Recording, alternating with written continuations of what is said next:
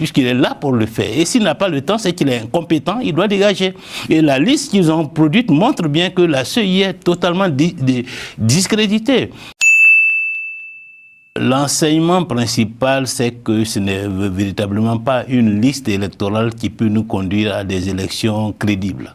C'est véritablement un document qui a été fabriqué de toutes pièces par le service informatique de la CEI, qui, je le rappelle, est dirigé par le représentant du chef de l'État au sein de la CEI. C'est lui qui, en fait, dirige la commission chargée de la liste électorale. Et lorsqu'on regarde la composition de ce document, on se rend compte que, manifestement, ce n'est pas le fruit du recensement, mais d'une manipulation avec d'abord des enregistrements qui ne respectent pas les critères fixés par la loi.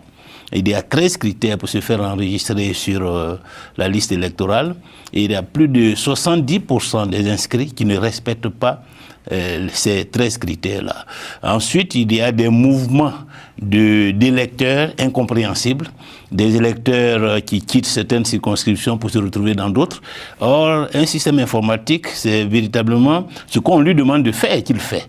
Donc, si des électeurs se retrouvent de Marcory à Diamé, ça veut dire qu'on a donné des ordres au système de muter tous ces électeurs-là, de faire tous ces mouvements de transhumance, parce que le pouvoir espère à la fois gagner la présidentielle, mais les élections législatives. Et donc là où ils sont en situation de faiblesse, ils essaient de limiter l'influence de leurs adversaires en faisant des mouvements de population dans les zones où ces adversaires-là sont bien positionnés. On fait des transferts de population de manière à réduire l'influence des partis politiques de l'opposition.